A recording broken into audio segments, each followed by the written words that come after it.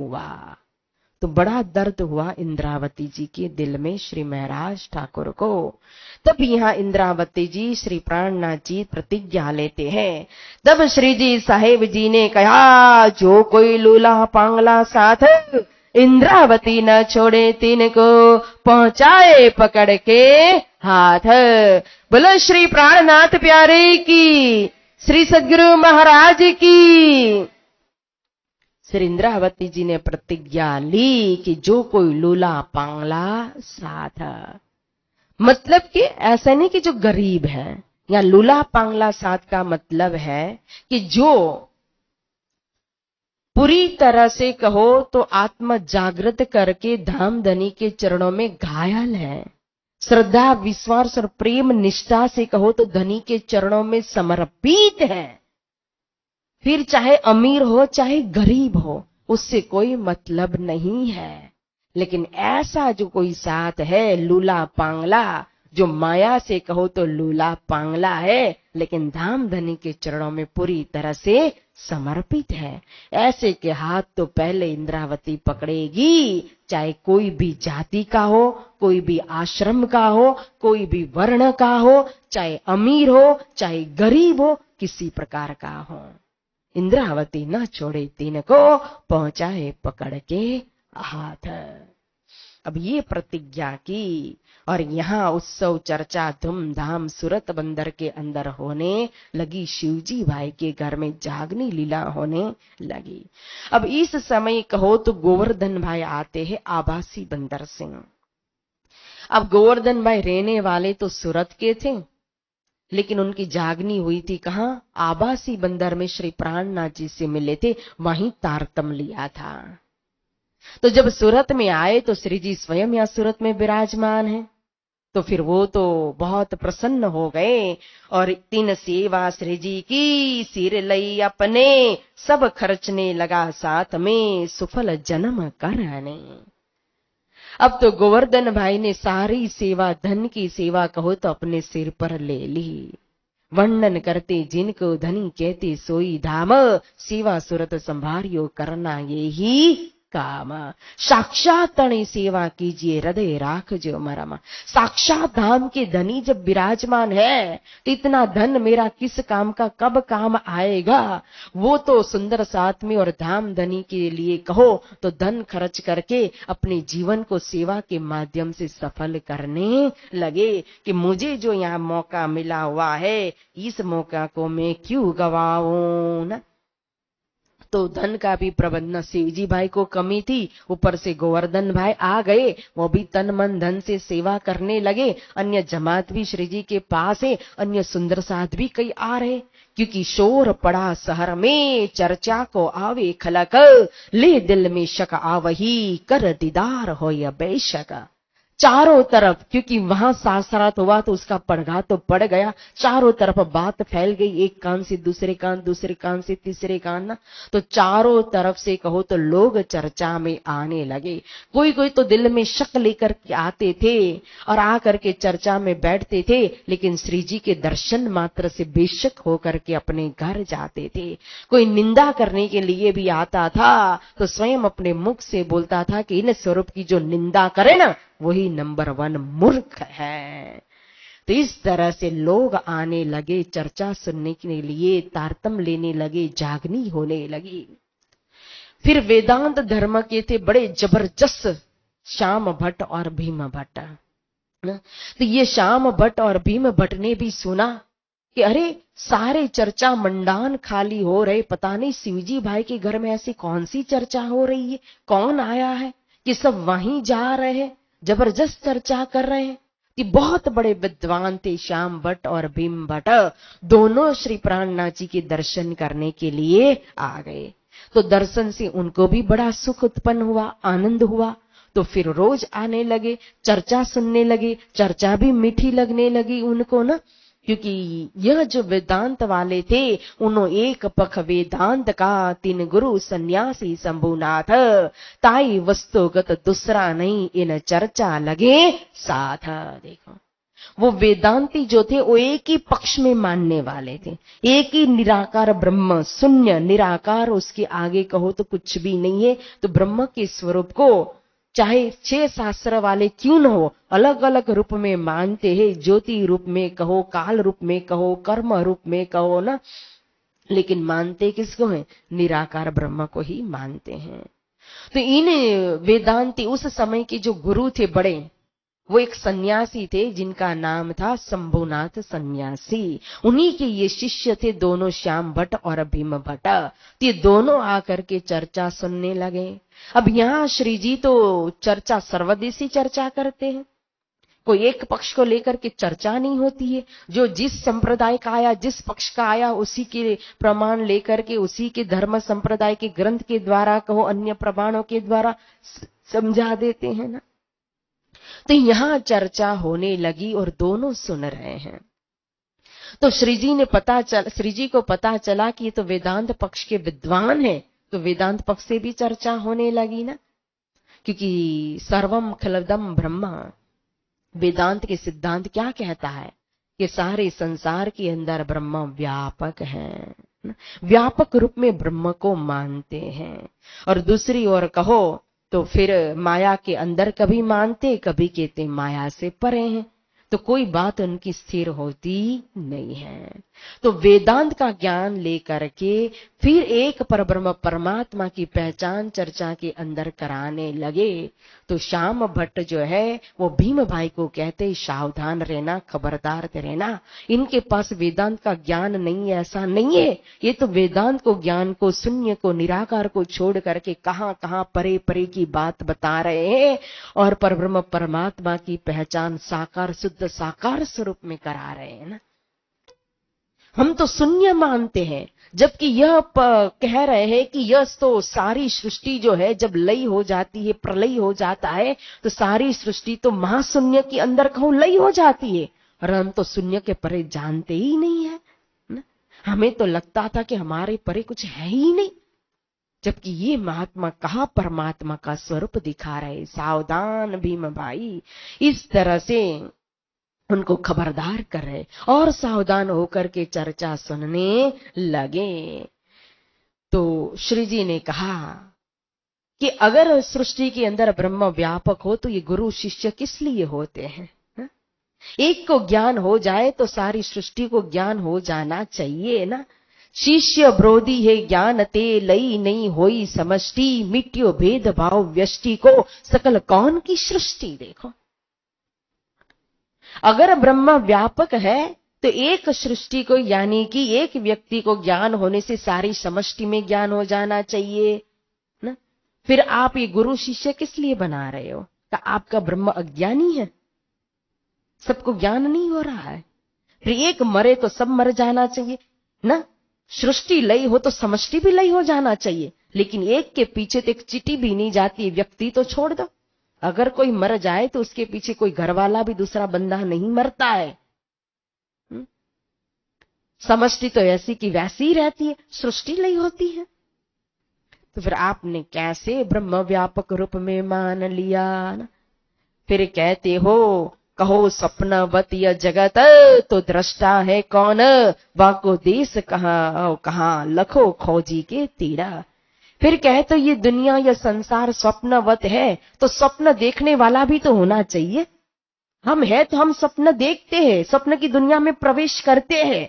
तो हमारा तन जागृत में है तो स्वप्न की ब्रह्मांड बनता है, स्वप्न की दुनिया बनती है, स्वप्न के अंदर हमारी सुरता जाकर के नई दुनिया रचती है। तो जब ये संसार स्वप्नवत है तो स्वप्न दृष्टा भी होना चाहिए। तो वो कौन है स्वप्न दृष्टा, वो बताओ। वहां को देश कहाँ है? वो स्वप्न दृष्टा किस लोक के अंदर, किस धाम के अंदर रहते हैं, वो खोज करके हमें बताओ। न्यारो सबते आत्मा अक्षर पार अखंड, मूर्तिमान माया रहित श्रुति ज्ञान प्रचंड।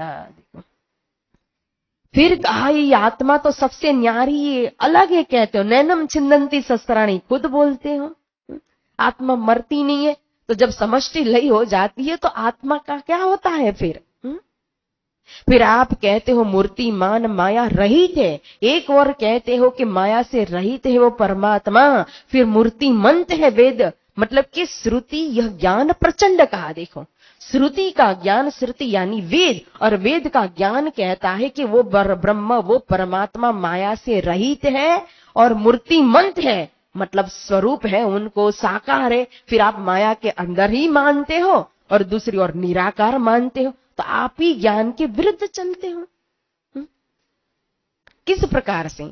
इसीलिए कई किरंतन या वेदांति के लिए उतर करके आता है ना, भाई रे ब्रह्म ज्ञानी ब्रह्म दिखलावो, तुम सकल में साई दे क्या, ये संसार सकले सुपना, तो क्यों पार ब्रह्म पेख्या।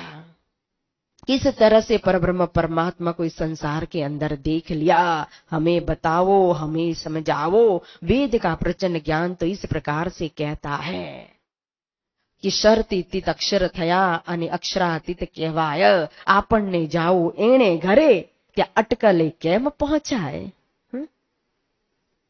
परमात्मा का लक्ष्य लेकर के बैठे हो और वो परमात्मा सर अक्षर से परे अक्षरातीत में है, तो यहाँ हवा में तीर छोड़ने से कि वो स्वर्ग में है कि वैकुंठ में है कि निराकार में, इस तरह से हवा में तीर मारने से वो परमात्मा कैसे दृश्यमान हो जाएंगे, कैसे मिल जाएंगे।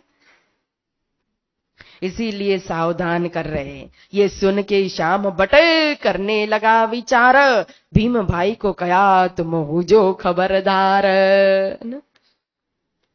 विचार विचार विचारिए, वेदे सकल संधान, रोम रोमता है वेद ही सत शब्दों के बान। जब ज्ञान का विवेचन होता है, ज्ञान के द्वारा चिंतन करेंगे, विचार करेंगे, तो सत्य के बाण सतात्मा को लगता है। अगर आत्मा सत होगी, जागृत अवस्था में पहुंचने वाली होगी, तो ये तारतम का तीर उसको भेदता है, क्योंकि ये सत्य के बाण है ना। शास्त्र पुराण वेदांत जो भागवत पुरे साक, नहीं कथाई दंतनी सतवानी ये बाग कहा है। देखो, ये किसी के मुख से ऐसे ही दंत बनाई हुई रचना नहीं है। वाणी मेरे प्यू की न्यारी जो संसार, निराकार के पार थे, तीन पार के भी पार कहा। देखा, कहाँ की वाणी है, कहाँ के बाण मार रहे हैं। अब श्याम बट भीम बट वो भी निस्बती थी, सत आत्मा थी, तो सत की बाण तो सत को चुभसी, क्योंकि खोज सुहागी ना थके जो लो पार के पार, नित्य खोजे चरनी चढ़े नए नए करे विचार। अन्य सुन करके छोड़ देंगे, लेकिन सत आत्मा तो विचार करेगी कि जो पद नारायण बजे, ब्रह्मा विष्णु महेश महाविष्णु वांछित सदा मोहे पहुंचा वो वादिस। चांद सूरज को गम नहीं, नहीं पावक को काम। कौन सा देश, कौन सा वतन, कौन सा धाम, कौन सा लक्ष्य बता रहे हैं, विचार करने लगे कि ब्रह्मा विष्णु मय से परे दृष्टि जाती नहीं, निराकार से परे दृष्टि जाती नहीं। या तो कहते जो पद नारायण बजे। विचार करो, गीता को जहां गम नहीं, उसका मतलब क्या है? सारे संसार मानता किसको है? गीता को। हम भी प्रमाण देते हैं उत्तम पुरुष स्वतन्य परमात्मे तुदाहित ना, कई प्रमाण गीता के आते अक्षरातीत के लिए। तो दुनिया कहेगी प्रमाण तो आप गीता का कहते हो और कहते हो गीता को जहां गम नहीं, उसका मतलब क्या? एक बार पूछा था ये प्रश्न किसी ने।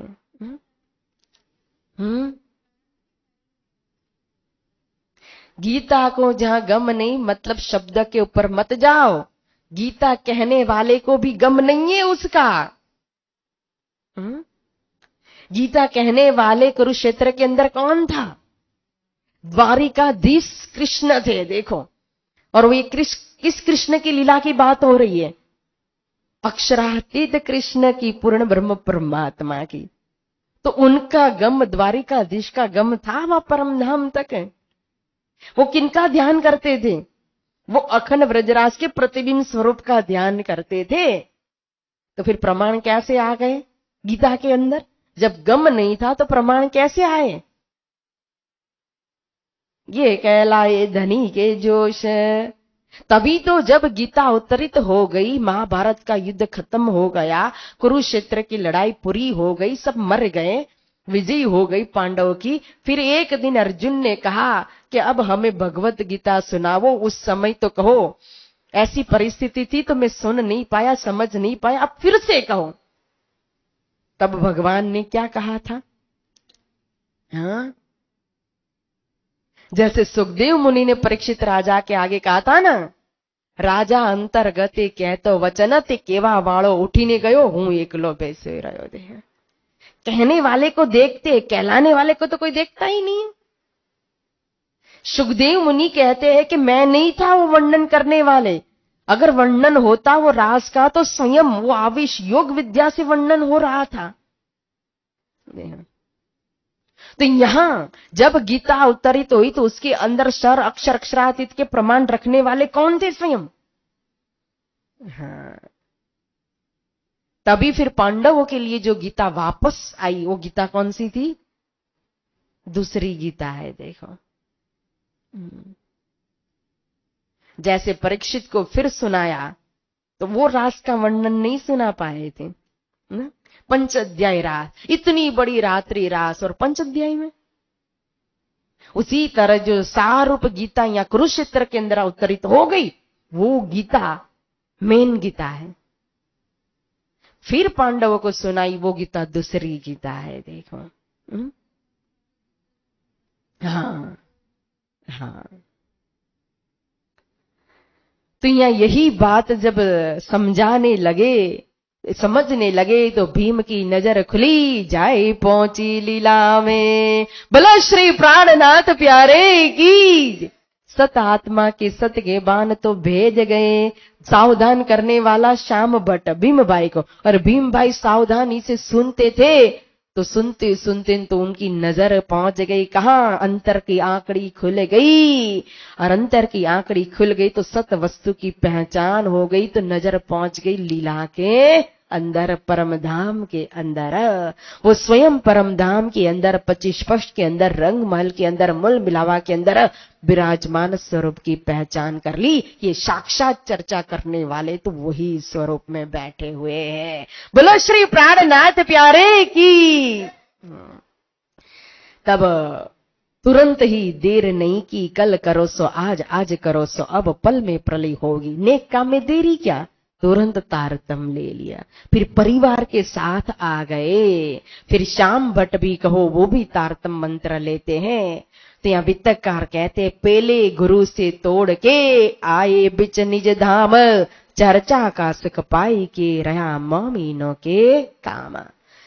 तो पहले गुरु से, मतलब गुरु बनाए थे, कौन थे? शंभुनाथ, जो सन्यासी थे।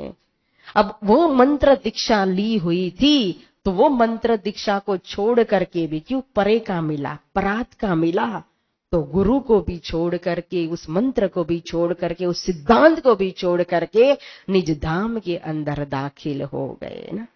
मैंने भी लिया था पहले ब्रह्म समन, गुरु बनाया था छोटी उम्र में ही, क्योंकि हमारे घर में भी वैष्णव संप्रदाय थे। लेकिन जब तारतम मिला तो पहले ही गुरु को छोड़ करके फिर आ गए निज धाम। तो अब यहां जब गुरु को छोड़ करके आए तो गुरु नाराज हो गए। तो दोनों शिष्यों को लगा कि हमें जो मिला है जाकर के गुरु को भी बताए। तो बड़ी श्रद्धा भाव से गुरु के पास आए, लेकिन गुरु ने तो पहचान नहीं की थी, जाना नहीं था। तो गुरु जी तो उनको मानते ही नहीं थे, दूर से ही भगा दिया कि मेरे शिष्य होकर के दूसरी बार मंत्र दूसरी जगह पर जा करके ले रहे हो। यहाँ तो अपने एक ही संप्रदाय के एक ही सिद्धांत के 2-2, 3-3 बार मंत्र ले लेते हैं। देखो, मुझे बड़ी हंसी आती है कभी कभी। एक सिद्धांत का मंत्र तो चाहे गुरु किसी के पास भी तारतम मंत्र लिया हो, तो मंत्र है, वो तो परमात्मा का है, राजी महाराज का है, किसी गुरु का थोड़ी ना मंत्र है वो, कि गुरु बदलने से मंत्र बदल जाएगा। लेकिन नहीं, एक गुरु से छोड़ करके फिर ऐसा लगता है, ये से लोग भी देखे, देखो ना, कि भाई बड़े गादीपति हाजिर न हो, दूसरे से मंत्र ले लिया तो फिर अपने बच्चे को समझाते। खुद कानों से सुना था, हमारे गुरुजी कहते थे कि खुद मतलब कि फिर कहते कि देखो बाहर जाके कोई भी पूछे ने किससे मंत्र लिया है, तो गादीपति का नाम लेना। तो मतलब लोगों को क्या है पता नहीं, मतलब एक होता है कि मंत्र दीक्षा की समझ ही नहीं कि मंत्र दीक्षा क्या होता है। और मंत्र तो एक शक्ति है, मंत्र स्वयं ब्रह्म स्वरूप है, तारतम स्वयं राज्य महाराज का स्वरूप है। तो गुरु चाहे कोई भी माध्यम बने, लेकिन मंत्र तो वो ही रहता है, मंत्र कभी बदल नहीं सकता है। देखो कभी गुरु के मंत्र के गुरु अलग हो जाए, ज्ञान के मार्गदर्शन के अलग हो जाए, ये हो सकता है। तो यहां पहले गुरु से छोड़ करके मंत्र ले लिया, धर्म में निजानंद संप्रदाय में शामिल हो गए। अब वेदांत के अंदर बड़ा पड़गा पड़ गया, काफी सुंदर साथ आए, धर्म के अंदर शामिल हुए और सूरत के अंदर कहो चारों ओर बात फैलने लगी। अब एक वैष्णव संप्रदाय के थे गोविंद व्यास जी, जो व्यास पेट पर बैठ करके कथा चर्चा करने वाले, उनका चर्चा मंडान भी खाली हो चुका था। सब यहाँ आ जाते थे चर्चा सुनने ना। तो गोविंद व्यास जो थे वो वल्लभी संप्रदाय के थे, और वल्लभी संप्रदाय के आद्य गुरु है वल्लभाचार्य जी। वल्लभाचार्य जी ने यह संप्रदाय पुष्टि मार्ग की स्थापना की हुई है, जिन्होंने बाल गोपाल दिए, लेकिन श्रीमद् भागवत की टीका की हुई है वल्लभाचार्य जी ने, और उस टीका का नाम है सुबोधनी टीका। और इस सुबोधनी टीका के अंदर वल्लभाचार्य ने 40 प्रश्न रखे हुए हैं। तो जैसे कबीर साहेब ने अपनी पहचान क्या की था, एक किरंतन के अंदर रख दी थी, और उस किरंतन का अर्थ कोई खोल नहीं पा रहे थे कबीर संप्रदाय की। तो उसी तरह से 40 प्रश्न जो सुबोधनी टीका के अंदर है, वो किसी ने भी उसका अर्थ नहीं किया था। तो ये गोविंद व्यास जी ने उस 40 प्रश्नों को उतार करके अपने पास रखा हुआ था। तो विचार किया कि एक दिन उनके पास जाए और इस प्रश्न का जवाब मांगे, इस प्रश्न को खोले करके। तो फिर एक दलाल वल्लभ था, वो दलाल वल्लभ भी वैष्णव संप्रदाय का था अनुयायी, और वो श्री जी के पास आया तो यहाँ जमात के अंदर जुड़ गया था ना। तो गोविंद व्यास ने वो प्रश्न दिया उतार करके दलाल वल्लभ को, और दलाल वल्लभ वो प्रश्न लेकर के आता है श्री प्राणनाथ जी के पास, और उस दिन गोविंद व्यास जी भी आ गए श्री प्राणनाथ जी के पास। अब जब गोविंद व्यास चर्चा के अंदर आए तो श्री जी ने उनको कहा चलो आप ही खोलो इस प्रश्न को। तो गोविंद व्यास कहे मेरी तो ताकत नहीं है इस प्रश्न को खोलने की, मैं प्रश्न पढ़ूं, आप इसका अर्थ करके समझाते जाइए। तो अब वो 40 प्रश्न जो सुबोधिनी टीका के थे उसका अर्थ होने लगा, मतलब कि वो खोलने लगे श्री प्राणनाथ जी। तो जैसे कि प्रथम मोह उपज्यो कहो तामदे अंड प्रचंड, कहा मोह केही को भयो कौन वस्तु को अंड, तरयो अंड बहु काल लो तामदि आयो जीव, आयो कौन ठिकाने ते आत्मा एक अमीवा। कहा कि सबसे पहले मोह उत्पन्न हुआ, वहां कहा था ना किरंतन के अंदर, एक पलक ते गंग निक्षी हो गई 14 पानी, वही बात कर रहे। देखो शब्द अलग अलग होते, प्रश्न अलग अलग प्रकार से होते, बात तो वही होती है, लेकिन तारतम ही खोल देता है ये कि सबसे पहले कहो तो मोह उत्पन्न हुआ, और वो मोह यानी कि मोर सागर। और मोह सागर के अंदर एक अंड जो था, सृष्टि रूपी अंड कहे तो ना, तो वो जो अंड था वो अंड तरता रहा। कितना तरता रहा? 1000 बरस तक वो अंड मोह रूपी सागर के अंदर तरता रहा। फिर कहो तो कर्म काल और स्वभाव से इस अंड के अंदर एक जीव ने प्रवेश किया, फिर वो अंडा को फोड़ करके उसमें से बाहर निकल करके आता है ना। तो ये मोह क्या है? वो अंड कौन तत्व का था, उसके अंदर जीव जो आया वो कहां से आया, अंडे को फोड़ करके बाहर निकलने वाला वो आत्मा एक अमी ना, वो एक आत्मा आया कहां से, और वो कौन है जो बाहर निकल करके जो स्वरूप प्रकट हुआ, वो कौन भगवान है ना। तबे तत्व उपजे नहीं वारी कहो सो कौन, कितते उद्भव सो भयो भेद कहो सब तौन। तब 5 तत्व तो उत्पन्न हुए ही नहीं थे, पृथ्वी जल अग्नि वायु आकाश। फिर वो जो मोह तत्व कहा, तो मोह कहां से उत्पन्न हुआ, किसने उत्पन्न किया? देखो किसने उत्पन्न किया था, किससे उत्पन्न हुआ, किसने उत्पन्न किया मोह? अरे बहुत ही सिंपल है ये तो। राज जी तो हमारे प्रेम के सागर है, इन उलझनों में झंझोटों में राज जी क्यों पड़े? हाँ, उन्होंने सारी सत्ता ये माया की तो दे दी है, किसको? दूसरा पुरुष क्यों बनाया है? ये खटपट में उनको रहना हो तो अक्षर भगवान को क्यों प्रकट करेंगे?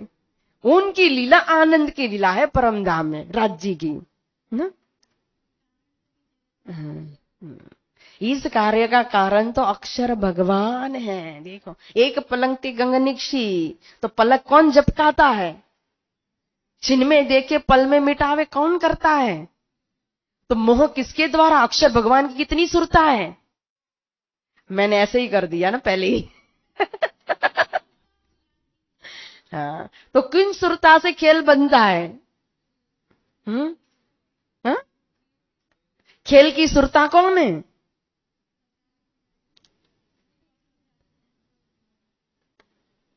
खेल की सुरता कौन है? इस माया का मूल कहां है? सबलिक ब्रह्म।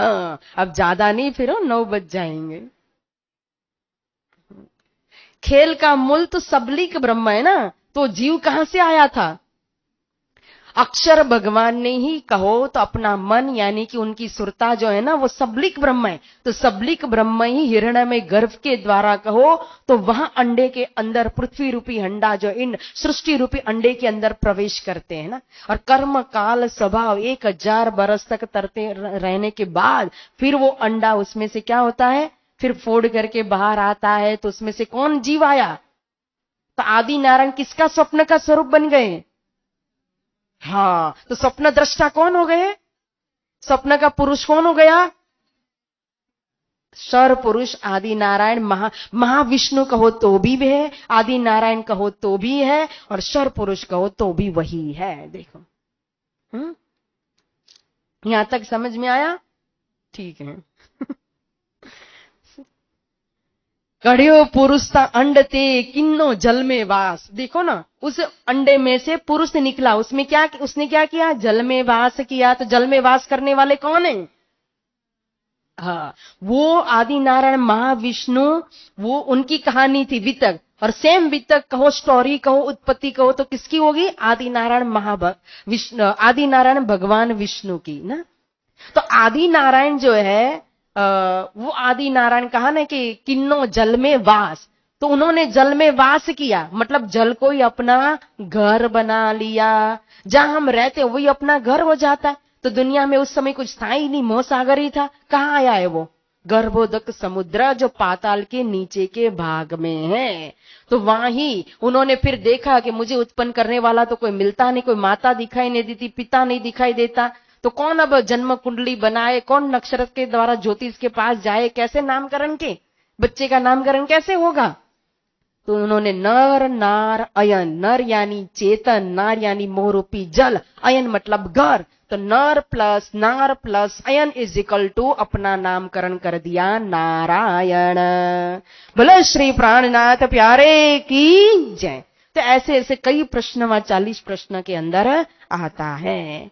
फिर 2-4 व्रजरास के प्रश्न भी कर लेते हैं ना। व्रज अरु रास अखंडे प्रलय कहाँ असंग, रास रात्रि नित अचल कयो ये सब कहो प्रसंग। फिर कहा है व्रज और रास दोनों ही अखंड है, प्रलय के अंदर दोनों ही नाश नहीं होते हैं। फिर रास की रात्रि तो निरंतर अचल कहा है, मतलब रात्रि में रास निरंतर चल ही रहा है। तो रास रात्रि मात्र अखंड कहा, इसका कारण क्या है हमें बताइए। तो व्रज और रास कहाँ अखंड है? दुनिया मानती है 14 लोग ब्रह्मांड के अंदर, तो ये तो प्रलय के अंदर नाश होने वाला है। तो अखंड क्या किया था? शबलिक के कारण और महाकारण में खेला कहां गया था? केवल ब्रह्म के अंदर। कौन सा अंतस्करण था? बुद्धि अंतस्करण में खेला गया। और स्टोरेज कहां होता है? हाँ, चित्त अंतस्करण के अंदर मेमोरी कहां आती है? हाँ। तो फिर रास को रात्रि नित्य अचल क्यों कहा?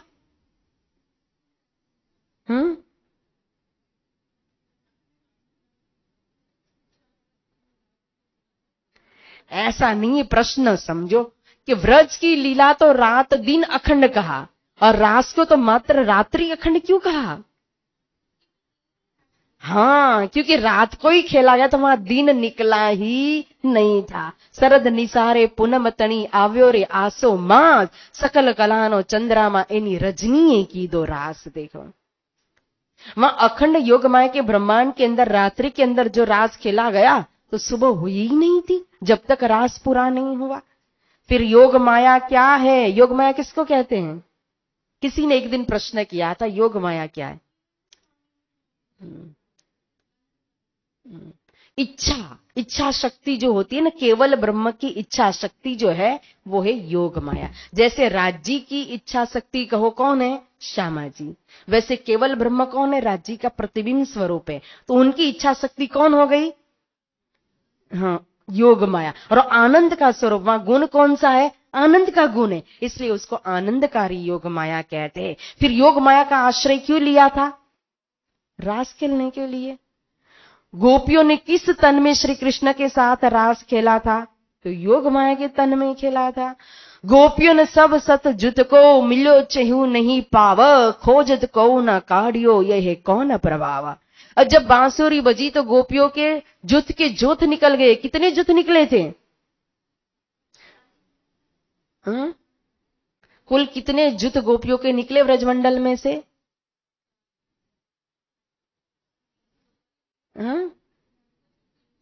हाँ, तो फिर कितने हुए? तो कितने जुत हुए?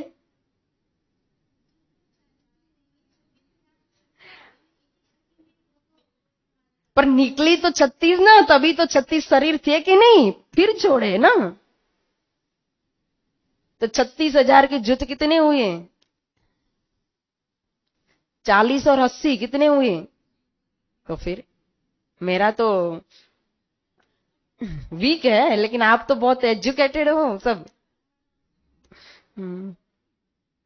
तो फिर अब एक जन कोई यहां ना आए, कोई निकल जाए घर छोड़ करके, तो उसको ढूंढने के लिए नहीं जाएंगे? तो 36,000 निकल गए, कोई ढूंढने क्यों नहीं गया?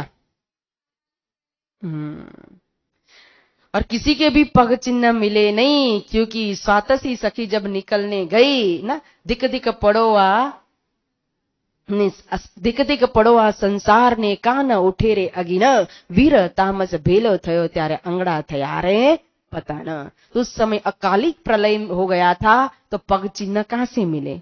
और जब सृष्टि वापस रास खेलने के बाद बनी प्रतिबिंब काल माया का ब्रह्मांड, तो वो गोपिया तो रास खेल करके 6 महीना की रात्रि अपने अपने घर में आई। तो पति देव ने देखा तो पत्नियां तो अपने ही घर में गोपिया, तो कौन ढूंढने जाएगा? सो हम तुम नहीं। तो इस प्रकार से कहो तो कई प्रश्न, यहाँ 40 प्रश्न श्रीमद् भागवत की सुबोधनी टीका के अंदर लिखे हुए थे। वो एक एक आंकड़ी जब गोविंद व्यास जी की खुलने लगी, एक एक प्रश्न का जवाब मिलने लगा, तो ये गोविंद व्यास क्यों दीने सब समझ आई साथ माही दाखिल भयो किन्नो अर्पण आई। भले श्री प्राणनाथ प्यारे की। उनकी आत्मा तो जागृत हो गई और उन्होंने भी निज धाम के अंदर प्रवेश कर लिया, जमात के अंदर शामिल हो गए ना। और यहाँ वैष्णव संप्रदाय को लेकर के कीर्तन भी प्रकट होता है।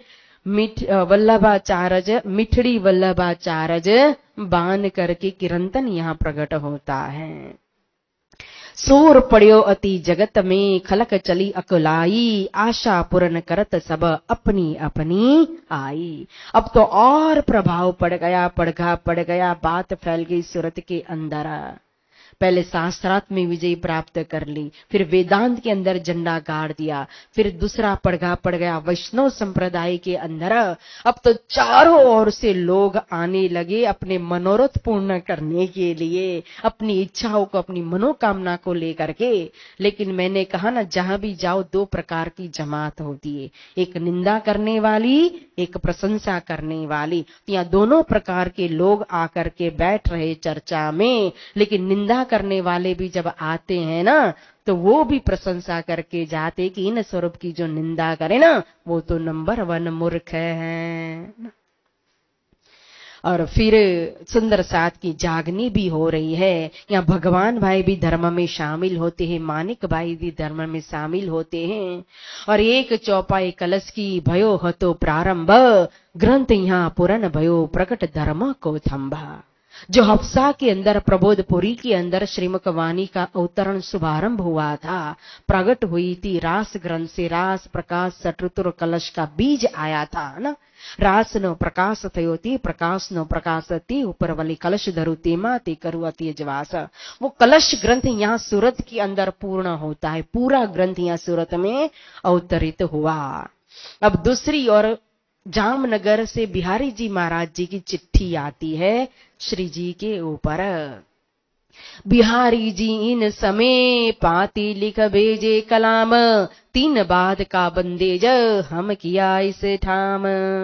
अब बिहारी जी महाराज ने चिट्ठी के अंदर लिखा था कि हे महाराज जी, मैंने 3 बाद का बंदेज यानी कि नियम बनाया हुआ है, यहाँ तो मैंने लागू भी कर दिया है।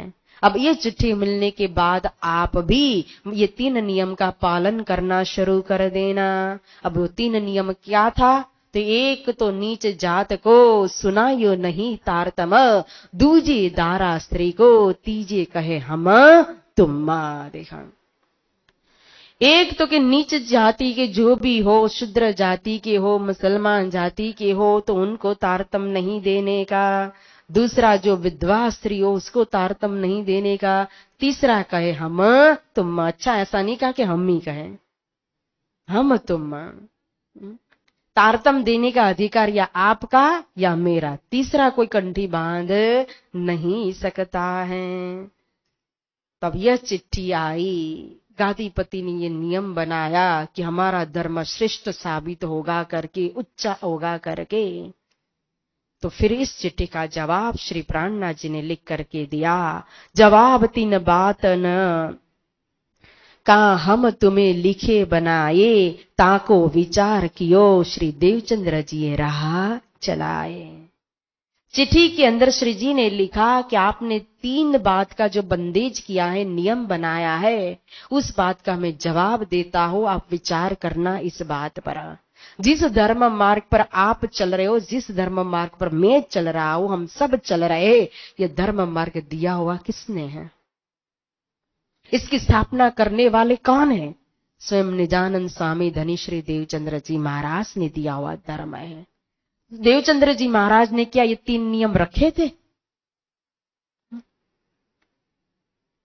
आप साक्षी हो, प्रमाण हो कि जब खोजी बाई को मंत्र दिया था, आप भी थे और मैं भी था।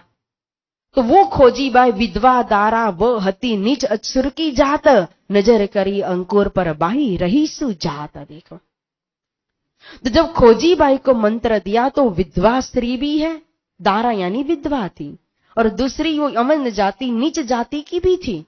तो 2 नियम तो यहीं सदगुरु महाराज ने पहले ही तोड़ दिए। न जाति देखी थी, न विधवता, मतलब कि विधवा है यह देखा था। उन्होंने क्या देखा था? परम धाम का अंकुर देखा था, रही बाई की वासना को देख करके मंत्र दिया था। देखो, तो फिर ये जाति पाति ये नियम लेकर के चलेंगे अगर, तो नीच जाति में, क्योंकि प्रगटे चारों वर्ण में स्त्रीलिंग युग कर्म कहा है। ब्रज में तो एक ही जाति में एक ही जगह पर थी, यहाँ तो चारों वर्णों के अंदर वो धाम के मोती बिखरे हुए हैं।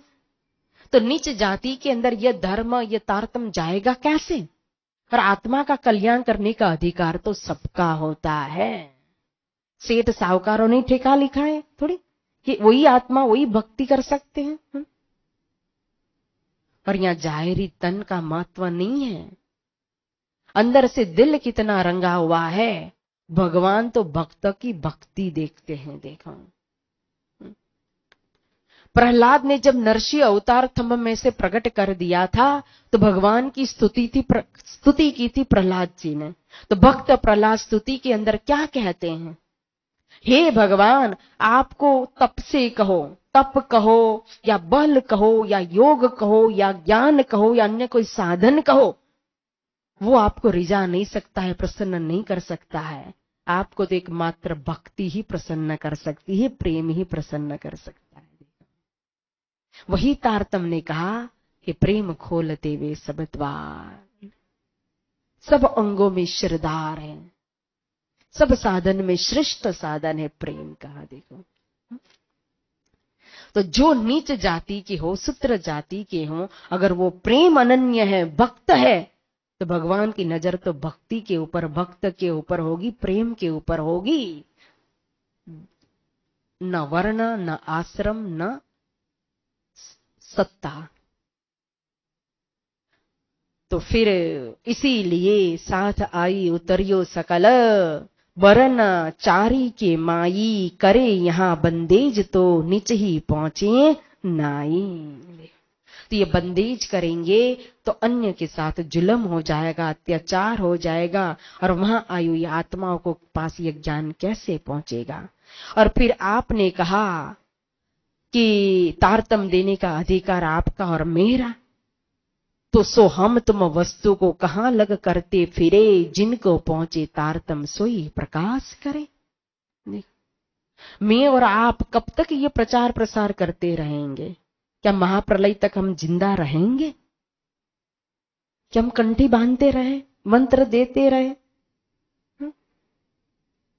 और यह धर्म तो कहा पसरसी 14 भवन। इसलिए जो भी समझ सकता है, समझा सकता है, जिनके ऊपर राज्य की मेहर है, वो इस तारतम का प्रकाश कर सकता है। यह रहा श्री देवचंद्र जी, ये हमको तुम आगे दई दिखाए, सोई तुम सब साथ को अब यू ही देवो बताए। यह धर्म मार्ग सतगुरु महाराज ने दिया हुआ है, उन्होंने हमें वो लक्ष्य दिया है उत्तमाति उत्तम, और किस प्रकार से चलना वो भी उन्होंने सिखाया है। तो आपका और मेरा धर्म है उन्होंने बताए हुए धर्म मार्ग पर चलना खुद, और सुंदर साथ को भी चलाना। तो मेरी तो विनती है कि आप ये बंदेज छोड़ो और सदगुरु महाराज की राह पकड़ो, उन्होंने बताया हुए धर्म मार्ग पर चलो। ये चिट्ठी भेज दी गादीपति बिहारी जी महाराज के पास, और साथ में जो कलश ग्रंथ अवतरित हुआ था कि इसके माध्यम से गुरुपुत्र बिहारी जी महाराज पहचान कर सके, इसीलिए कलश ग्रंथ भी भेज दिया। जब चिट्ठी पहुंची जामनगर के अंदर बिहारी जी महाराज के पास, तो चिट्ठी को पढ़ करके बहुत दुखी हो गए। उन्होंने सोच लिया कि श्री महाराज ने मेरी आज्ञा ठुकरा दी। पहले से धारा भाई को लेकर दुखी थे, फिर रामजी भाई को भी पास में रखा है, और फिर यहाँ कहो तो मेरे बंदेज को भी स्वीकार नहीं किया, नियम भी ठुकरा दिया। तो कलश वाणी को देख करके गुस्सा आ गया कि कलश नहीं, क्लेश क्लेश।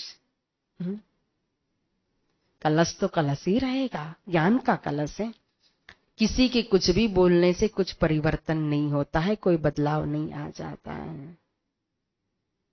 लेकिन वाणी को ठुकरा दिया, अपनाया नहीं। और फिर चिट्ठी लिखी बिहारी जी महाराज ने वापस गादीपति ने श्री प्राणनाथ जी को। चिट्ठी में लिखा, हम तो तुमको चिन्हा, तुम्हारे माहे कलाम, तुम नहीं हमारे साथ में, हम काढ़े तुम्हें इस धाम। लिखते लिखते क्या लिख दिया बिहारी जी महाराज ने। हम तो तुमको चिन्हा, मैंने आपकी पहचान कर ली है। क्या आपको मेरे वचनों के ऊपर विश्वास नहीं रहा है? इसलिए अब आज से मैं आपको धर्म से निकाल रहा हूं। देखो, विनाश काले विपरीत बुद्धि कहते हैं ना। जब विनाश का समय आता है तो अपनी बुद्धि भी साथ नहीं देती है, वो भी अधोगति की तरफ ही लेकर के जाती है। इसीलिए अपनी बुद्धि का नहीं, हमेशा जागृत बुद्धि, तारतम की बुद्धि का सहारा लेना चाहिए। हम जिन साथ को काढ़िया, क्यों तिनको लिया बिच दिन, तो इत तुमको हमारा छुट गया आकीन। मैंने जिन जिन सुंदर साथ को निकाला उनको भी आपने अपने पास रखा है, मतलब आकीन, विश्वास अब तो आपको मेरे ऊपर रहा ही नहीं है। जब ये चिट्ठी पहुंची श्री महाराज के पास, चिट्ठी को पढ़ा तो महाराज के दिल में क्या दर्द हुआ होगा, विचार करो। कितने दुखी हुए, कितना संभाल रहे थे। गादी पर बिठाने वाले कौन थे?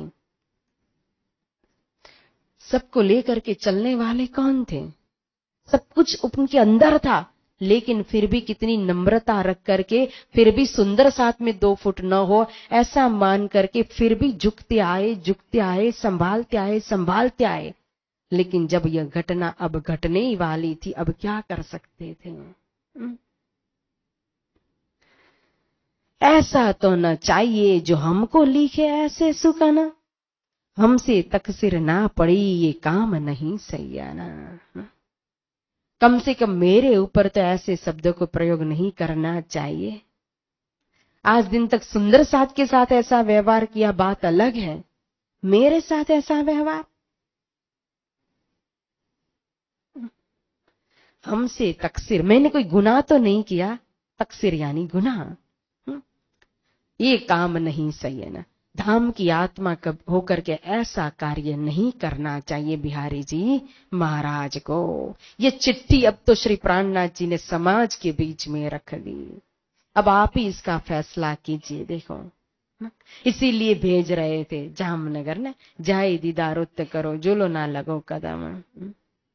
अब समाज को निर्णय करने की बारी आई कि वास्तविकता क्या है, किस तरह से अंधकार में थे आप लोग। अब प्रकाश को पहचान करने का समय आ गया। सुंदर साथ आपस में विचार विमर्श करने लगा, बातें करने लगा कि अब हमारे ऊपर छोड़ दिया है। तो यहाँ सदगुरु महाराज के समय के शिष्य भी है जिन्होंने अनुभव कर लिया, और स्वयं श्री प्राणनाथ जी के शिष्य भी है जिन्होंने प्रत्यक्ष पहचान की हुई है। तो सभी मिलकर के यहाँ आपस में सलाह मशवरा कर रहे, विचार विमर्श कर रहे। इन समय सब साथ ने करी ये मसला त, बैठे श्री देवचंद्र जी किनके हृदय तुम तौल देखो एता। विचार कर रहे हैं कि आखिर श्री देवचंद्र जी महाराज किनके हृदय में बैठ करके कार्य कर रहे हैं। तो सब प्रकार से सुंदर साथ ने विचार करके निर्णय किया कि धाम धनी श्री देवचंद्र जी महाराज तो श्री जी के अंदर, श्री महाराज के दिल में विराजमान है, न कि बिहारी जी महाराज के दिल में। थी हम 2 बंदे श्यामा जी के, एक नस्ली और एक नजरी, झगड़ 2 जुदे हुए, देने खबर पैगंबरी। सदगुरु महाराज का संदेश देने वाले दोनों, एक नस्ली पुत्र एक नजरी पुत्र। देखो, एक गादीपति बिहारी जी, एक श्री जी ना। अब वही धर्म को आगे बढ़ाने के लिए यहाँ झगड़ा हुआ, लड़ाई हुई। आद्य पैगंबर तो स्वयं देवचंद्र जी महाराज है, अब उनके संदेश को देने के लिए ना। तो जाहिरी मसनन दई बिहारी जी को, दूजी बातुन मेरे हाथ कहा। देखो, तो जाहिरी गादी, वो भी खिजड़ा मंदिर नहीं, बिहारी जी कहां बैठे थे? चाकला मंदिर के अंदर विराजमान हुए थे। खिजड़ा मंदिर तो सदगुरु महाराज की लीला संपन्न होने के बाद कुछ भी नहीं हुआ वहां लीला। वो तो जब श्रीजी पन्ना धाम में पहुंचेंगे तो सबसे पहले केसरबाई को भेजेंगे, और सबसे प्रथम गादीपति वहां केसरबाई बैठेगी, और वो फिर आगे से वहां से गादी परंपरा चली और खिजड़ा मंदिर पूरी, है ना। तो यहाँ चाकला मंदिर जाहिर में बैठे थे। बातोनी गादी किसको दी है?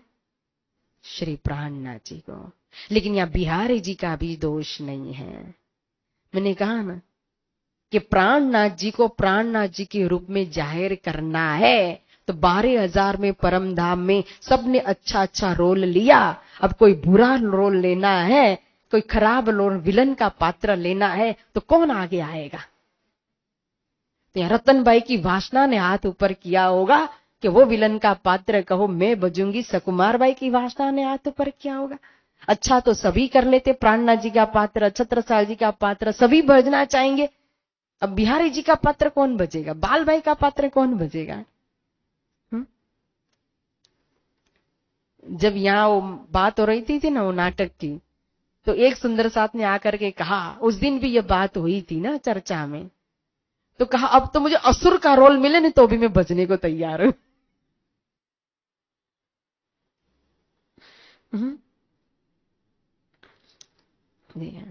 तो बिहारी जी लीला के अंदर एक पात्र बने हुए हैं, देखो उनकी कोई गलती नहीं है, क्योंकि अब जाहिर होने का समय आ गया श्री जी का ना।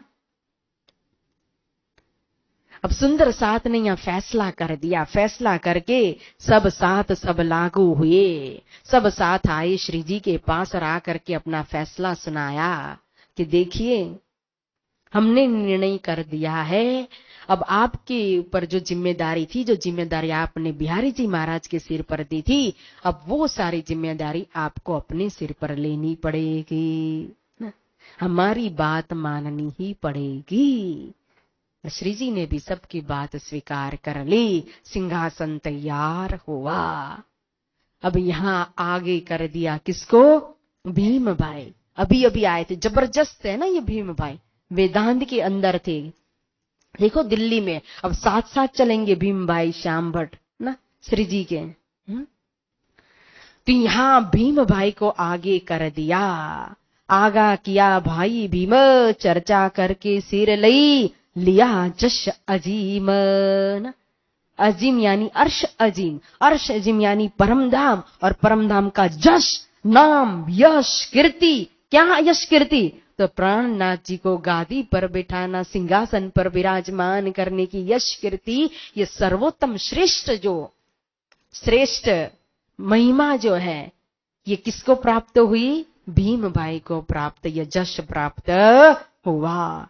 इसलिए भीम भाई सब सुंदर साथ के आगे होते हैं, सारी जमात पीछे है। सभी सुंदर साथ सदगुरु महाराज के कहो, श्री जी के कहो, सभी सुंदर साथ पूरा कहो तो वहां शिव जी भाई का घर श्री 5 महामंगलपुरी धाम भरा हुआ है। विक्रम संवत 1729 आषाढ़ का मास था, शुक्ल पक्ष है, गुरुवार का दिन है, और इस समय को अभिजित मुहूर्त माना जाता है। और अभिजित मुहूर्त के अंदर साथी भाई भीम जी दीर्घ सुशोभा लिन्नी, सिंहासन बैठारी के निरांजन से जी किन्न। बोलो श्री प्राणनाथ प्यारे की, श्री 5 महामंगलपुरी धाम की, श्री प्राणनाथ प्यारे की, श्री बाईजराज महारानी की, धाम के धनी की, अक्षरातीत धाम की, प्राणनाथ प्यारे की। तो भाई भीम जी ने ये दीर्घ यानी कि विशाल शोभा प्राप्त की और श्री जी को सिंहासन पर विराजमान किया ना। और समय उस समय कहो तो स्वयं विराजमान करने वाले कौन है? जिन्होंने जिम्मेदारी दी थी, कर पकर बैठाए के आवेश दियो मोए अंग, ता दिन थे पसरी दया पल पल चढ़ते रंगा। मेला करो अपार, हुक्म करने वाले स्वयं प्रकट हो करके या सिंहासन पर विराजमान कर रहे हैं। हुई पहचान पीयूसो तब कहा महामती नाम, अब मैं हुई जाहिर देखा वतन धनी श्री धाम। बोझ अपने सिर लियो वतन को, सारो अपनी वतन की जिम्मेदारी श्री जी ने कहो तो अपने सिर पर ले ली। नाम श्रृंगार शोभा सारी मैं भेष तुम्हारो लियो। देखो यहाँ प्राणनाथ के रूप में जाहिर हो गए श्री महाराज ठाकुर। सबसे आगे कहो तो अमलावती जी की वासना श्री तेज कुंवरी जी, श्री बाईजराज महारानी थाल सजा करके आती है और सिंहासन में विराजमान श्री प्राणनाथ जी की आरती उतारती है न। आरती करो रे श्री जीवन महराज, पूर्ण सुख काज अखंड धनी श्री राज, श्री जियावरनी आरती न। फिर बाईजीराज महारानी यानी कि तेज कौरी जी को भी सिंहासन पर विराजमान करते हैं। फिर युगल स्वरूप की आरती उतारते सभी सुंदर साथ जी। यहाँ तेज कौरी जी के अंदर श्यामा स्वरूपा की शक्ति आकर के विराजमान हो गई। इसीलिए श्री प्राणनाथ निज मूलपति श्री महराज सुनाम, तेज कुंवर श्यामा युगल को पल पल करो परना। श्री महाराज जिनका सुंदर नाम है वो स्वयं श्री प्राणनाथ जी और तेज कुंवर जी स्वयं श्यामा महारानी जी, युगल स्वरूप श्री राज श्यामा जी, इनके चरणों में सभी ने नतमस्तक होकर के सुंदर साथ ने प्रणाम किया और बड़े ही प्रेम से कहो तो सुंदर साथ ने आरती उतारी। और श्री 5 महामंगलपुरी धाम की स्थापना, जो शिव जी बाई का घर है, 17 महीने यहाँ लीला हुई, मंगलपुरी धाम दूसरी पुरी यहाँ बना दी। और फिर चिट्ठी लिखी बिहारी जी को, जो हम साथ को दौड़ करेंगे इत, तो सीधा कबू न होएगा हम जावेंगे तीत। अगर मैंने अपने स्वार्थ के लिए जिम्मेदारी मेरे सिर पर ली हुई है तो मैं जहां जाऊंगा मेरी हार होगी। मैंने निस्वार्थ भाव से सेवा का दायित्व अपने सिर पर लिया है तो जहां जाऊंगा मेरी जीत होगी। आप भी देखना, हम भी देखेंगे, हम तो कमर बांध ली श्री निज धाम के काज। इन बात का जवाब पाती में लिख के कलाम, इस तरह से कलाम लिख करके, वचन लिख करके बिहारी जी महाराज को चिट्ठी भेज दी। अब वितक आई लालदास जी महाराज की। इन समय लालदास साथ आया ठट्ठे से, सुदामापुर पहुंचिया कहो वितक तेन से। जो लक्ष्मण सेठ जिनकी जागनी ठट्ठा नगर के अंदर हुई थी जब दूसरी बार आए थे तभी, लेकिन फिर वहां से जब श्री जी मस्कत की तरफ गए तो कहा था मैंने कल के उनको माया का जोरदार धक्का लगा। उनकी सभी जहाज जो पानी के अंदर जितनी भी स्टीमरें चल रही थी वो माल सामान के साथ सब कुछ डूब गया लालदास जी महाराज जी का। तो वो कर्जदार बन गए थे। तो सुदामापुर यानी कि पोरबंदर में आकर के वह अपना एक घर था, निज घर, वहां आकर के बैठ करके वो तारतम की चर्चा भी कर रहे हैं, सेवा भी कर रहे हैं और भक्ति में मगन हो गए थे। तो तारतम की खुशबू फैलाने लगे, समझाने लगे। कई वैष्णव संप्रदाय वाले वहां सुनने के लिए आते थे और कई वैष्णवों की जागनी भी उन्होंने की। उसमें से 2 सेठ बड़े बड़े थे, एक दूसरे ये भीम भाई और पीताम्बर भाई थे, उनको भी जगाया। वो भी निज धाम के अंदर दाखिल होते हैं। तो विक्रम संवंत 1727 की बात थी। और अभी कौन सा विक्रम संवंत चल रहा है? 29, क्योंकि सूरत की जागनी लीला चल रही है।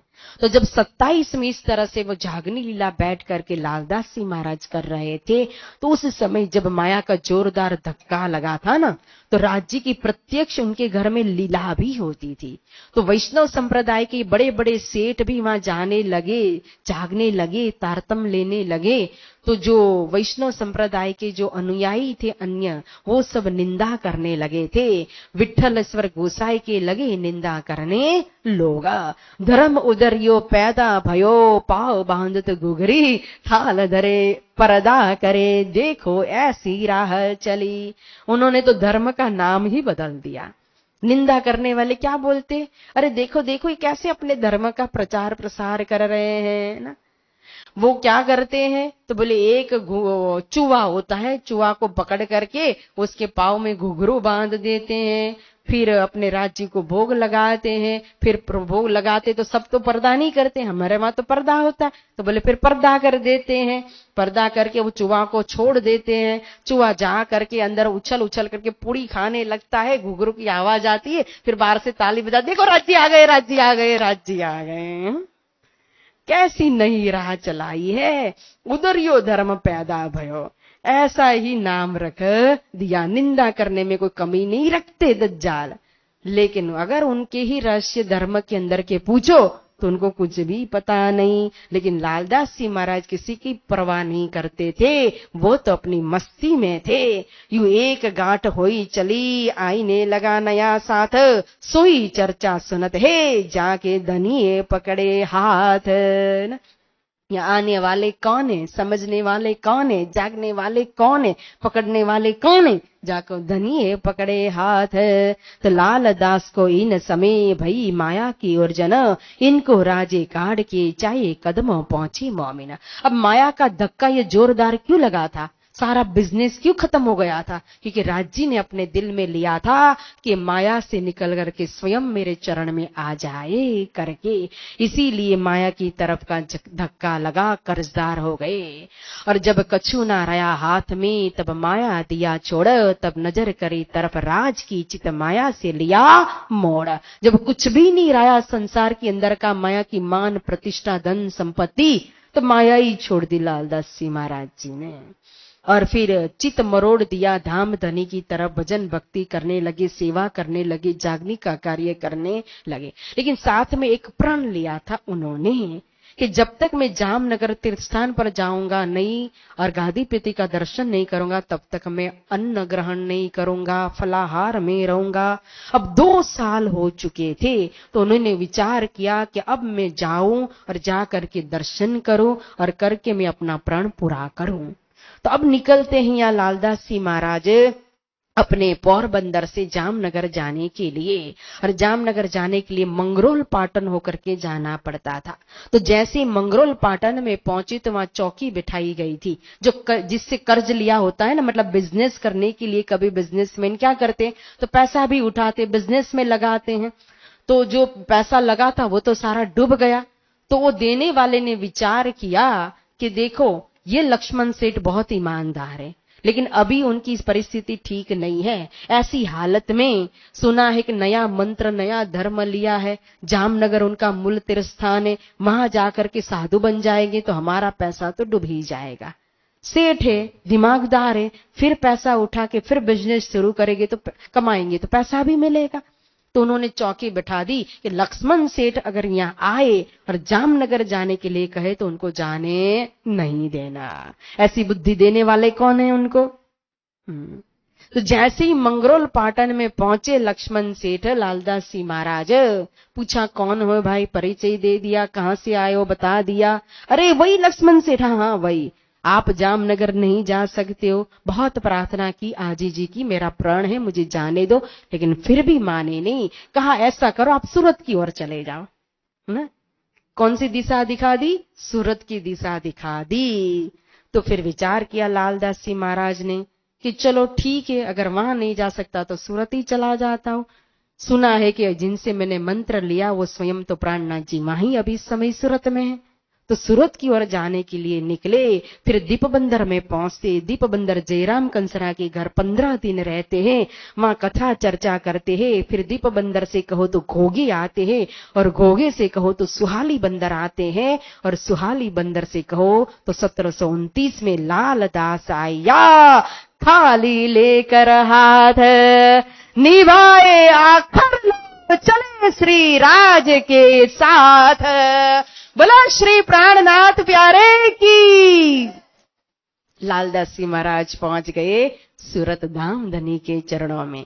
लालदास आया खाली लेकर हाथ। देख अब धन संपत्ति तो रही नहीं थी, खुद अपने लिए ही बोल रहे। वित्तकार कौन है? ये वित्त की रचना करने वाले स्वयं वो आए लालदास जी, खाली लेकर हाथ। लेकिन दिल कैसा था? प्रेम से भरा हुआ था। तो निभाए अक्षर लो। अब यहां आए आए सो आए, अंतिम में भी साथ नहीं छोड़ते तो क्या कहना फिर है? ऐसे हमारे लालदास जी महाराज अब यहां से साथ साथी चलेंगे। आकर के प्रणाम किया, बातचीत की, भोजन का समय हुआ।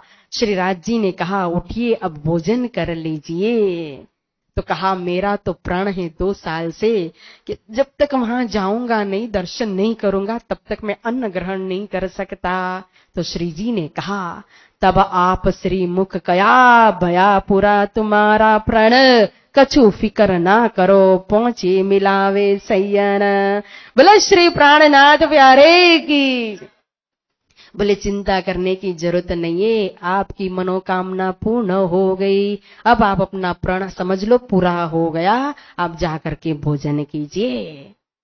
तो लालदास जी महाराज ने एक बार भी नहीं कहा कैसे, मैं तो जामनगर गया ही नहीं, कैसी पहचान की होगी सदगुरु महाराज की, प्राणनाथ जी की।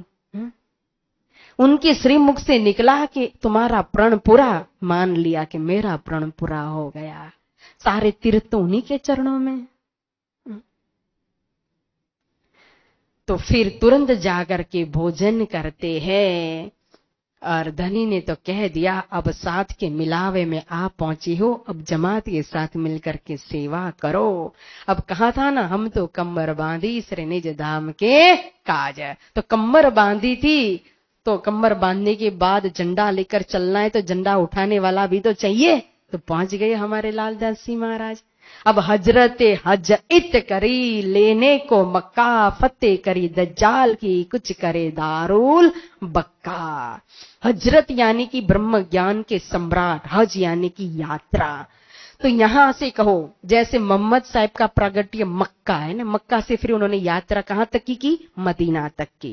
तो यहां श्री प्राणनाथ जी का प्रागट्य कहां है? जामनगर। अब जामनगर से हज करते हुए निकले, दीप बंदर से जागनी करते हुए आगे बढ़े, तो हज करते करते कहां आकर के पहुंचे? सूरत। ये जो सूर्य पुत्री ताप्ती और ताप्ती की नदी किनारा पर एक तीर्थ बना दिया, महामंगलपुरी धाम की स्थापना करी। अब फतेह करी दज्जाल की। दज्जाल कौन है? जो बिहारी जी महाराज के अंदर की जो वृत्ति थी, जो उनकी कुभावना जो थी श्री प्राणनाथ जी के प्रत्यय, वही कहो तो दज्जाल स्वरूप था। तो वो उन्होंने चलने नहीं दिया। जैसे जब मक्का के अंदर से कहो तो मोहम्मद साहेब मदीना गए थे, और मदीना जाने के बाद उन्होंने अपने अनुयायी के द्वारा फिर मक्का के ऊपर चढ़ाई की और कुरैश के ऊपर विजय प्राप्त किया था। तो यहाँ वही घटना घटित हुई। फिर यहाँ सूरत में अपने ही शिष्यों के द्वारा कहो तो दज्जाल के ऊपर विजय प्राप्त कर लिया। अब कुछ करे दारुल बक्का, कुछ यानी कि अब यहाँ से प्रस्थान करेंगे। दारुल बक्का यानी कि वो उत्तमाति उत्तम अखंड धाम का दरवाजा, जो श्री पांच पद्मावतीपुरी धाम, वो अंतिम लक्ष्य यानी कि जागनी यात्रा का अब वहां पहुंचना है। तो शहर मदीना सूरत, यहाँ से ती चले जब, महाजरो मदद करी, सो साथ सिवा में चले तब।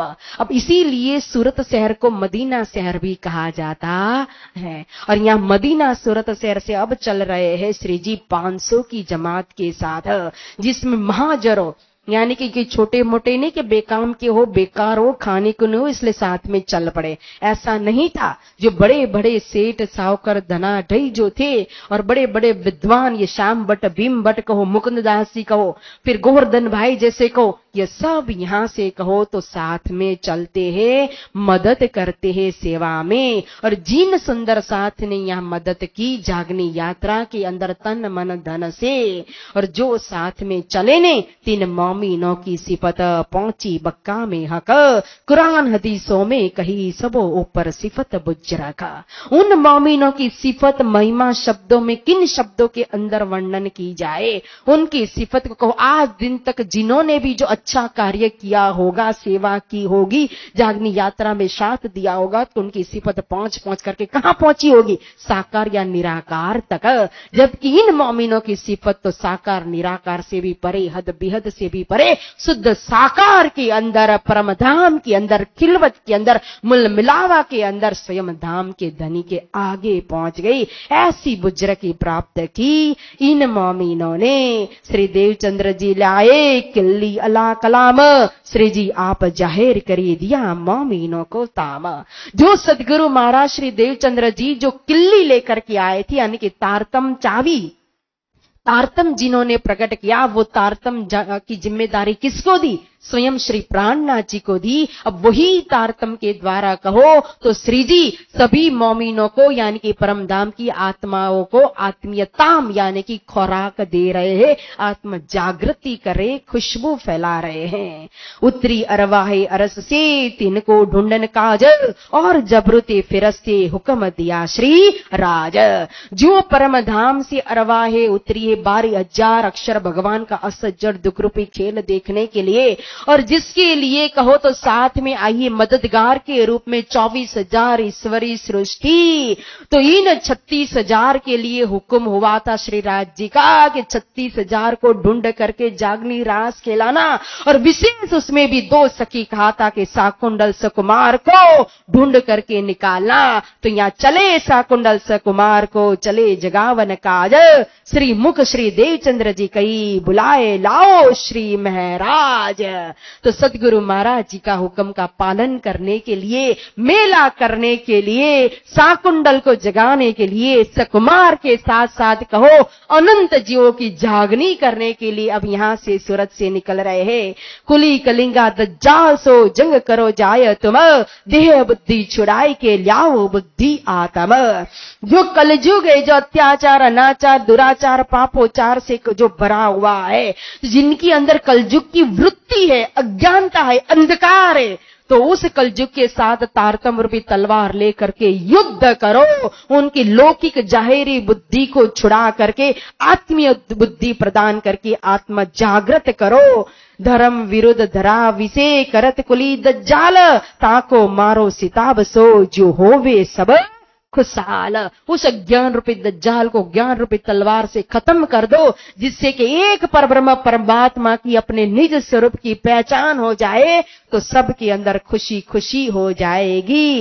इस तरह से सदगुरु महाराज जी के भविष्य को पूर्ण करने के लिए अब यहाँ बड़ी जमात लेकर के श्री जी निकले। तो श्री जी के साथ सबसे पहले साथ देने वाले कौन है? हमारी श्री बाईजूराज महारानी श्री तेज कौरी जी साथ में चली। फिर गोवर्धन भाई चले, भीम भाई, नागजी भाई, श्याम भट्ट, नाना भाई, पाखड़ी भाई, कांजी भाई, रामजी भाई, जमुना भाई, छबिलदास, लाल भाई चली। लाल भाई कौन है? लालदास जी महाराज जी की पत्नी। फिर उनकी बेटी श्याम बाई चली, सुखदेव भाई चले, प्रेम जी भाई चले। ऐसे 500 सुंदर साथ चले, लेकिन लालदास संग चले खाली लेकर हाथ, निभाए आकर लो चले श्री राज के साथ। 500 सुंदर साथ को साथ लेकर के श्री जी झंडा के साथ लालदास जी महाराज जी को आगे करके स्वयं शक्ति रूप अर्धांग स्वरूप श्यामा स्वरूप श्री बाईजी राज को साथ लेकर के अब जयकारा लगाते हुए यहाँ से सूरत की धरती को कहो पवित्र बना करके 17 महीने की जागनी रास लीला करके महामंगलपुरी धाम की स्थापना करके निकल गए। प्राणनाथ प्यारे की, प्राणनाथ प्यारे की, प्राणनाथ प्यारे की। तो सूरत से निकल करके गुजरात आए। गुजरात में 4 दिन रहे और 4 दिन के बाद आ गए जमात के साथ सिद्धपुर के अंदर। एक उपाध्याय था, यानी कि ब्राह्मण थे, उनके पास एक स्थान लिया और स्थान लेकर के इतनी बड़ी जमात है तो वहां बैठ गए, कथा चर्चा करने लगे। अब सिद्धपुर में क्या होगा, वहां से कहां जाएंगे, और वहां से फिर सिद्धपुर से मेहरता और मेहरता से फिर आ जाएंगे कहां, इस दिल्ली की धरती पर। इस दिल्ली को धन धन करने के लिए जो दिल्ली के वितक हम श्रवण करेंगे कल। बोलो श्री सद्गुरु महाराज की, श्री प्राणनाथ प्यारे की। चले श्री राज के साथ लालदास संग चले, खाली लेकर हाथ, निभाए आकर लो चले श्री राज के साथ, चले श्री राज के साथ। बोलो श्री सद्गुरु महाराज की, श्री प्राणनाथ प्यारे की, श्री बाईजूराज महारानी की, कृष्ण कन्हैया लाल की, तीनोंपुरी धाम की, श्री छत्रसाल महाराज की, श्री चरणदास महाराज की, श्री लालदास जी महाराज की, श्री तारतम महायज्ञ की। बोल बोल पंजे वाले की, बोल बोल गुम्मट वाले की, बोल बोल बंगले वाले की, प्राणनाथ प्यारे की, प्राणनाथ प्यारे की, प्राणनाथ प्यारे की। बहुत बहुत धन्यवाद। आप सभी के चरणों में प्रेम प्रणाम। कल पहुंचेंगे हरिद्वार। तुम होते 18वां दिन का शुभ आरंभ होने जा रहा है, जिसमें उपस्थित एवं ऑनलाइन के माध्यम से सुनने वाले सभी सुंदर साथ जी को चरणों में प्रेम प्रणाम। प्यारे सुंदर साथ जी, कल हमने अंतिम चौपाई श्रवण की थी कि करने लगा शोर।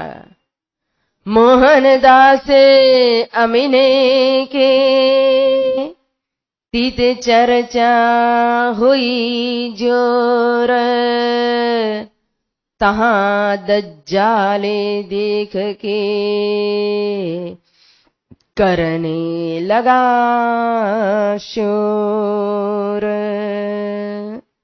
करने लगा शोर।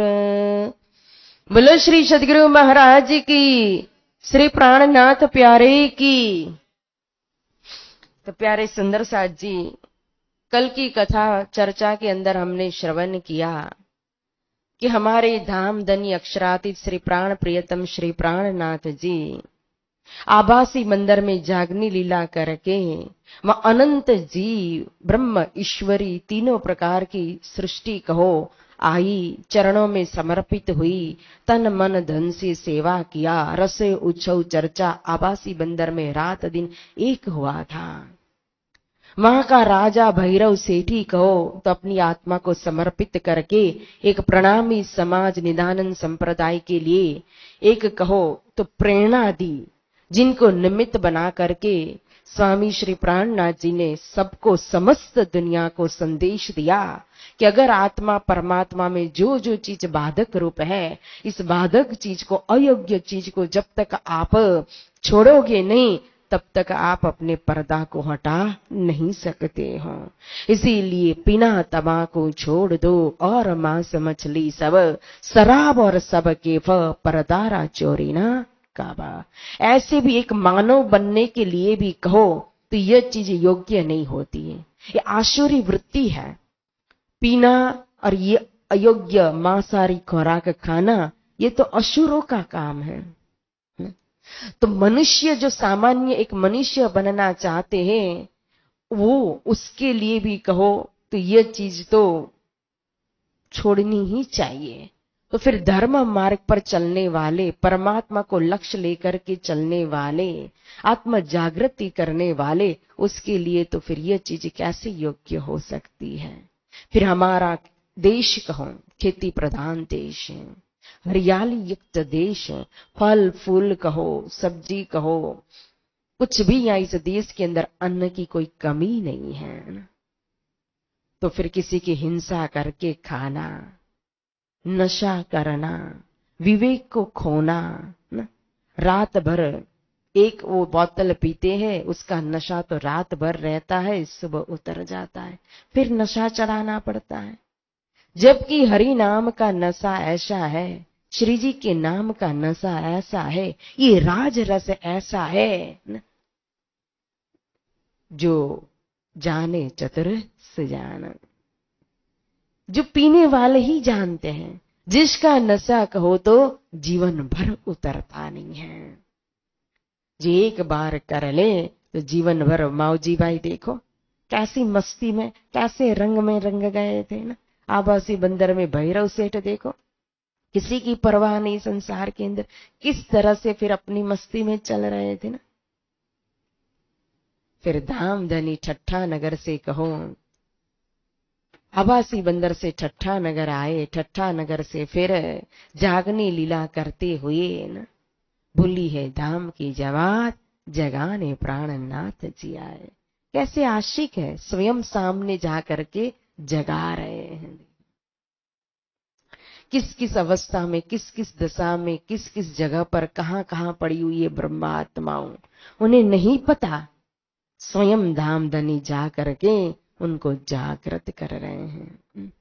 सदगुरु के समय की लीला कुछ और थी, मैं भेजू तमाम था। देखो स्वयं जो आते थे वो आने वाले वही थे जो उस डब्बे के मोती हो, खिलवत के अंदर की निस्बती आत्मा हो।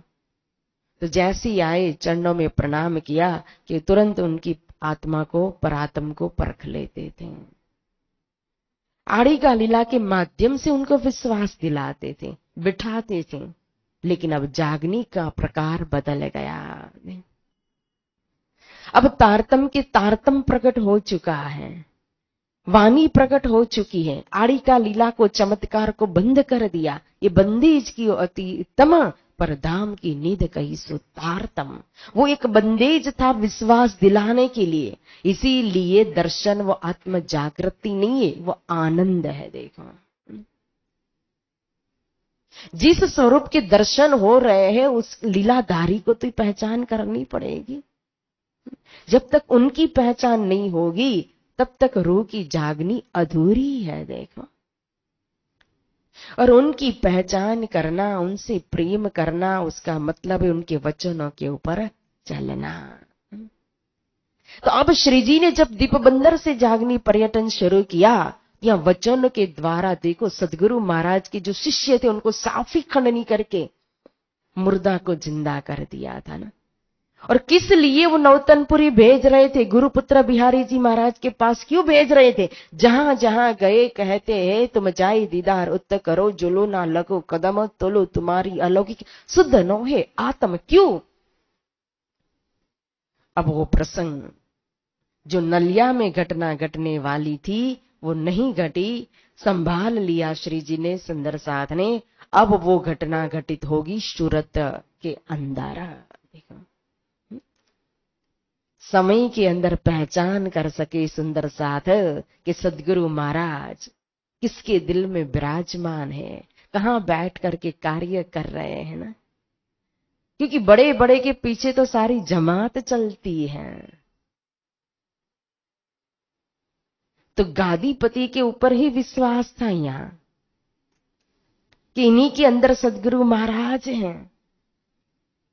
तो श्री महाराज की पहचान कर नहीं पा रहे थे, तो पहचान कब करेंगे? तो इसीलिए अपने शिष्यों को कभी नहीं भेजा है। देखो नौतनपुरी वितक के अंदर आप हर प्रसंग के अंदर देखो अपने शिष्यों को। अब लालदास जी महाराज जाने वाले थे जामनगर, उनको फिरा देते सीधा सूरत। अगर वो पहुंचते लालदास जी जामनगर, बिहारी जी महाराज उनके साथ ऐसा व्यवहार करते तो क्या होता?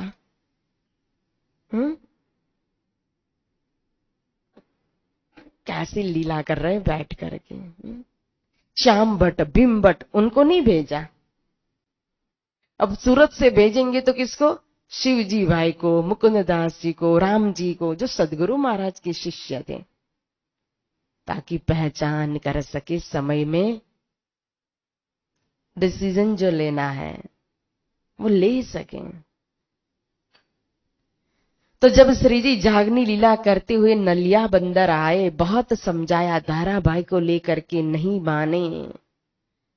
सब कुछ जो था वो गुरुपुत्र बिहारी महाराज जी के चरणों में रख दिया, फिर भी दिल नहीं पिघला। बाहर जागनी पर्यटन के लिए निकलो, सारी जिम्मेदारी अपने सिर पर ले ली, फिर भी नहीं हिले, कोई बहाना नहीं मिला। तो कहते हैं रंगबाई बड़ी बोझल। अपनी धर्म पत्नी बोझल नहीं हुई कृष्णाबाई, हजूरी और उनकी पत्नी मोटी होगी।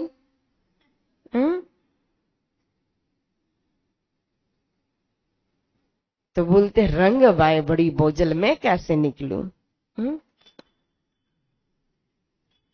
तो थोड़ा धामधनी को भी दुख लगा कि अरे इतना समझाने पर भी नहीं मान। फिर अपने मन को समझाया कि जाने दो, गुरुपुत्र है, गादीपति है, अयोग्य नहीं विचार करना चाहिए। अपने आप को संभाल लिया।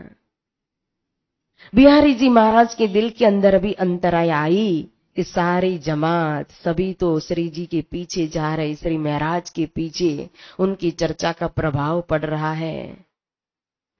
तो मुझे कौन मानेगा, कौन गिनेगा, मेरी सत्ता चली जाएगी, महाराज मेरी गादी ले लेंगे।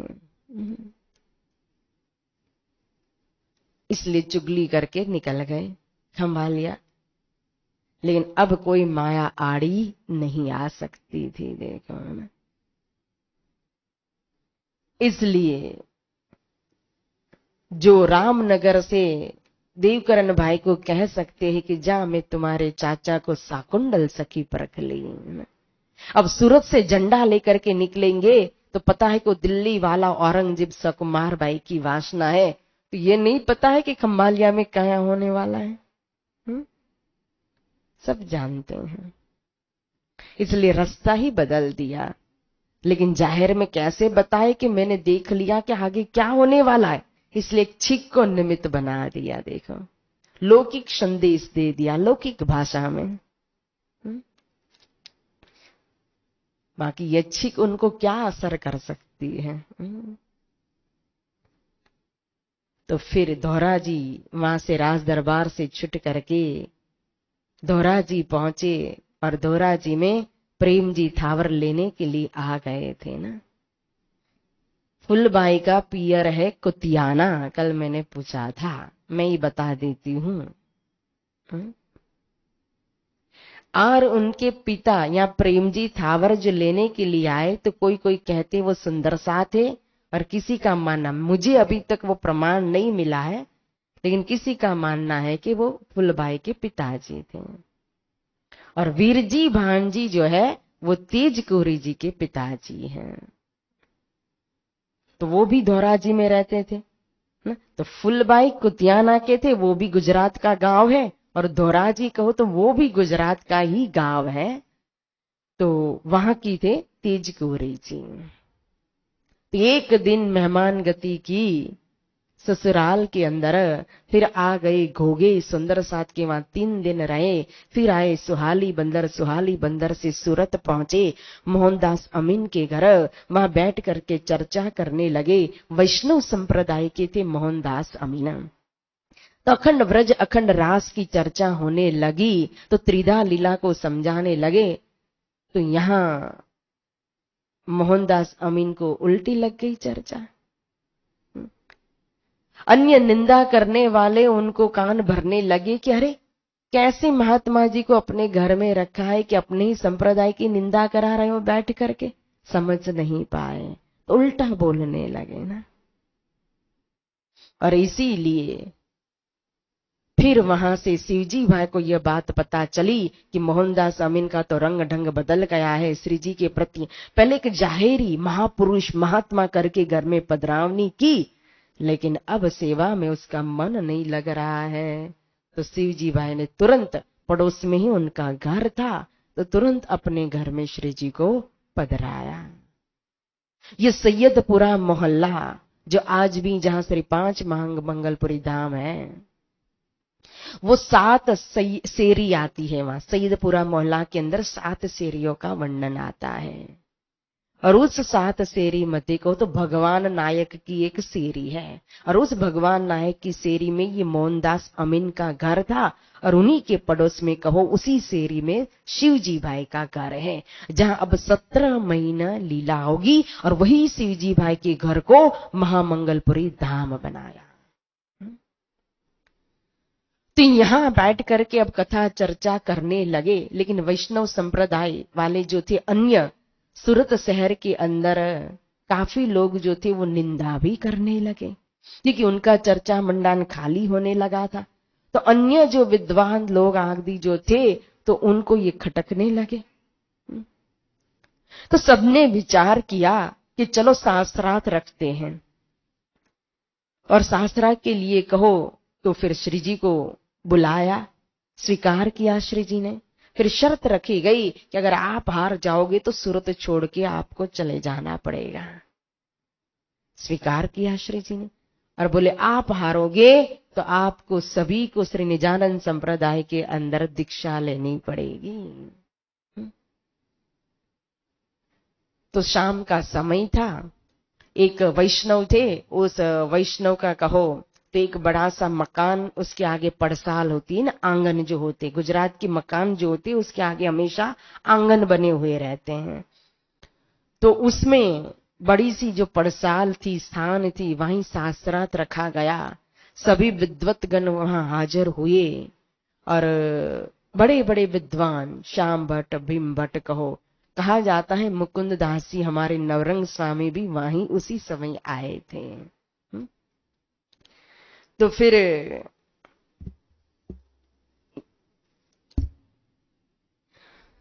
यहां से श्री जी सुंदर साथ को लेकर के चले। अब सुंदर साथ को लेकर के अपने मोमिनों के साथ जब शाम की समय आए तो सुंदर साथ को तो भाव है, पहचान है, तो वो तो जयकारा लगाते हुए आए ना, धाम धनी की जय, श्री प्राणनाथ की जय। तो एक दंडी संत थे वहां, तो दंडी संत को ये सहन नहीं हुआ कि देखो देखो ये पाखंडी आ गए, पाखंडी, निंदा करने वाले तो कुछ भी बोलते हैं ना। तो फिर सुंदर साथ को अच्छा नहीं लगा कि हमारे श्री जी को इस तरह से अयोग्य शब्द का प्रयोग करके उच्चारण कर रहे हैं, वो नाराज हो गए। तो श्री जी ने कहा सत्य तो है, उसमें क्या गलत है,